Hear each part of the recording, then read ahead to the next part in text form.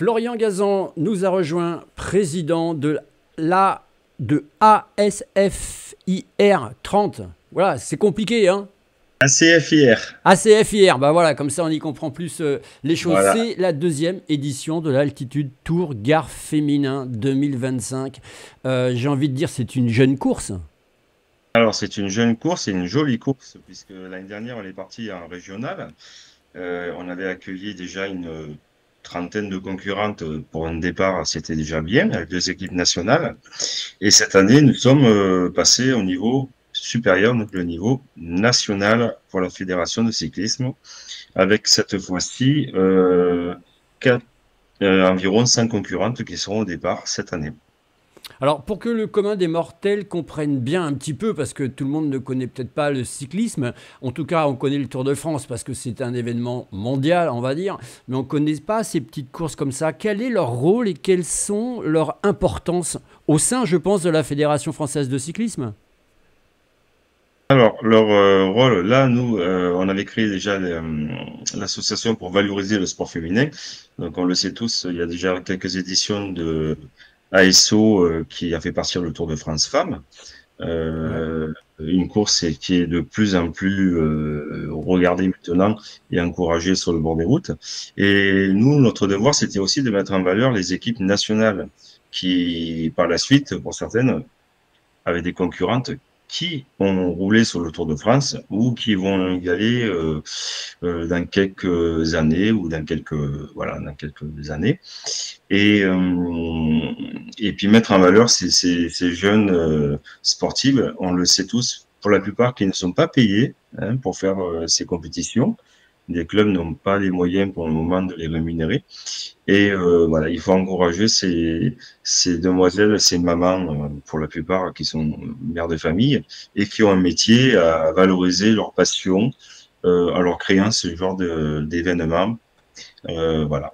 Est-ce qu'il y a un phénomène de mode? Alors moi, je prends le souvenir de à chaque fois qu'il y a le Tour de France, lorsqu'on veut prendre la voiture, on sort de chez soi, on se retrouve avec une centaine de vélos parce que il y a le Tour de France et tout le monde sort son vélo. Est-ce que justement, dans ce, est-ce que c'est un phénomène de mode par rapport aux femmes aujourd'hui qui, comme tu l'as dit, il y a le Tour de France féminin qui est lancé et qui est animé notamment sur France Télévisions. Mais est-ce que tu penses que ça joue un rôle important pour développer justement ça, ces courses féminines? Oui, ça joue un rôle, ça joue un rôle très important pour le développement du sport de féminin, bien entendu. Et puis, on met en valeur quand même encore une fois de plus, le cyclisme, où on a un beau pays qui le valorise vraiment, je pense, au maximum, si ce n'est plus, avec des belles compétitions, on l'a dit, comme le Tour de France, le Dauphiné libéré, dans le Gard, l'Étoile de Bessèges, bien entendu, tout le monde connaît également. Et puis, voilà, ce, un phénomène de mode, oui, oui, on peut dire ça, parce que comme je l'ai dit, un sport qui se démocratise de plus en plus en France et on va aller, je pense, de plus en plus en avant dans cet aspect du cyclisme. Alors cet événement, il se déroule ce week-end, ce samedi et ce dimanche. J'ai envie de dire, aïe aïe aïe, la météo, ça peut être un petit peu compliqué, mais ça fait un peu plus de spectacle. Alors, la météo, effectivement, va être compliquée le dimanche. Le samedi, ça va. Moi, je pense qu'on va passer à travers pour le bas du département du Gard, Rochefort-du-Gard, qui nous accueille. On remercie encore monsieur le maire de nous accueillir dans sa commune pour le départ et l'arrivée. Et le lendemain, effectivement, poser les averses Montbouquet va être, je pense, un peu humide. Alors, voilà, on est toujours en relation avec, bien entendu, tous les organismes qui nous aident dans la préparation d'épreuves, la préfecture, entre autres. On s'adaptera avec les arbitres, avec la fédération. On verra au niveau du kilométrage, à ce moment-là, si on fait quelque chose ou pas, en fonction de la météo. Je rappelle qu'il y a des équipes sur la route. La sécurité est ma préoccupation principale. Également, on a les signaleurs qui sont également à l'air, on va dire. Les cavouets sont de rigueur, j'imagine. Et voilà, on va essayer de faire en sorte que tout se passe bien. On adaptera au niveau de la réglementation pour que tout le monde arrive à bon port.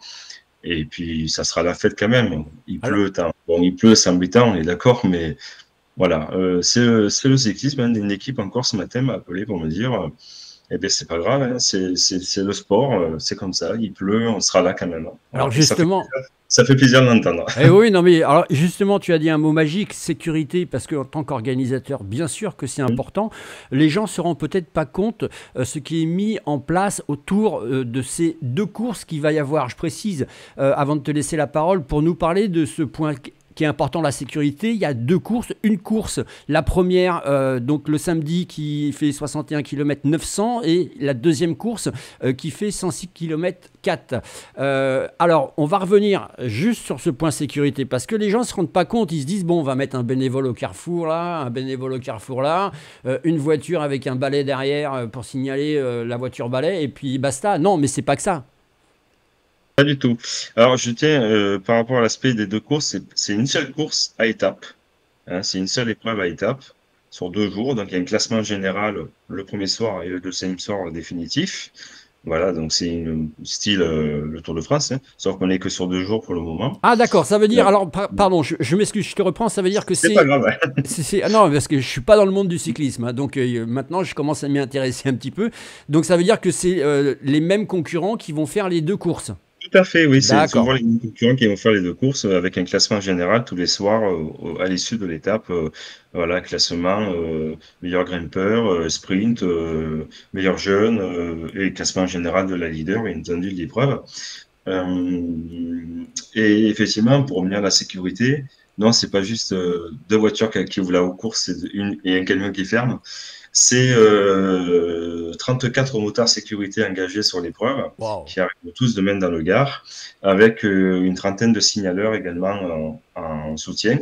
Et je remercie le DSR de Gard de nous fournir des gendarmes sur certaines intersections cette année pour nous aider au passage des coureuses, en sachant que le club, malheureusement, n'a pas encore suffisamment de moyens financiers pour pouvoir se permettre de, par exemple, prendre la garde républicaine ou autre soutien de gendarmerie. On espère y arriver un jour. Il n'y a pas de raison que ça ne se fasse pas. Cette année, la priorité, c'était effectivement que la sécurité, comme l'année dernière, se passe très bien. Il n'y aura aucun souci particulier à ce niveau-là. Tout a été mis en place. C'est plus d'un an de préparation. Ouais, on se Chaque rend pas fois compte, hein, pour c'est les dingue, hein. secondes. Et dans le club, il faut savoir que nous sommes que trois réellement à préparer l'épreuve. Donc, 3 personnes, ça fait peu de monde pour Ouais. préparer, pour préparer l'épreuve. On est toujours à la recherche de bénévoles qui pourraient venir compléter l'effectif, hein, de passionnés surtout. Et voilà, c'est un gros travail de préparation. J'ai encore à ce jour certaines bricoles à terminer, par exemple des assurances. Bon, voilà, où je dois envoyer quelques dossiers encore. Voilà, donc pour vous dire que là, au jour d'aujourd'hui, il y a toujours des petites bricoles encore en préparation pour l'événement qui a lieu dans 48, un peu plus de 48 heures Et maintenant. oui, et oui, et oui, la pression, elle va monter, la pression, elle va monter, mais que c'est bon, que c'est bien. Je précise que pour organiser un tel événement, tu n'es pas le seul. Bien sûr, on va remercier peut-être quelques partenaires. Alors, il y a des partenaires institutionnels, il y a des partenaires peut-être non Il y a institutionnels. des partenaires institutionnels et techniques, le département du Gard que je remercie grandement de leur implication, de leur soutien dans l'épreuve, avec qui je pense des liens vont se lier vraiment, surtout sur l'édition prochaine où on a quelque chose de prévu avec eux. Je peux pas en dire plus pour l'instant.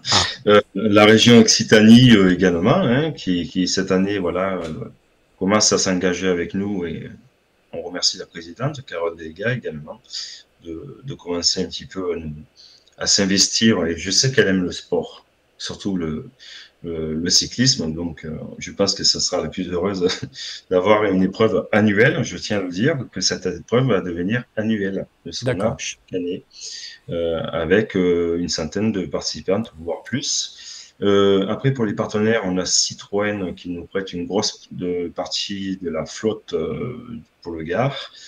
On a le comité départemental de cyclisme que je tiens à souligner, fait un gros travail avec nous également, la fédération également de cyclisme et d'autres, voilà, et les dizaines de partenaires que je peux pas tous citer parce qu'il y en a Oui, tellement. La oui. CIC, bien entendu, la CIC, parce que la CIC, c'est notre partenaire un de nos partenaires principaux. Les Ouais. maillots, ils ont un maillot d'ailleurs, voilà, qui est à leur effigie. Je vais quand même remercier également, si c'est possible, je vais donner le nom rapidement, si je peux, de toutes les équipes qui sont engagées aujourd'hui. Ça va aller très vite, je ne vais pas vous prendre longtemps le Bocaux des Champs. Donc, on a Chambéry Compétition, l'Annester Morbihan, on a Albi Vélo Sport, on a Stamina, on a les équipes étrangères également, KD Impact, équipe belge, on a Mégano Vosges, on a équipe Hexagone de Lyon, on a Vendée Piteau-Vaubois, nous avons Breda Roumaine qui sont des Néerlandais, nous avons VC Morteau-Beaumenoir, Occitanie Cyclisme Formation, l'équipe mixte qui a été créée avec deux régions qui sont donc l'Occitanie et le Vaucluse également. On a l'équipe L'Air Dynamique Clarisse Automobile avec la championne de France 2024, Sarah Pop, qui sera présente sur nos routes. Nous avons des Rouennais. Nous avons des partenaires qui sont partenaires avec la FIR 30, donc Team Grand Sud cyclisme féminin. Je remercie Bruno Bognol d'être là également avec son équipe. Nous avons Istres Sport Cyclisme et l'équipe qui nous fait une grande surprise d'être là depuis ce matin, 8 heures. Je n'étais pas au courant. Nous aurons l'équipe du Centre mondial ICI Formation.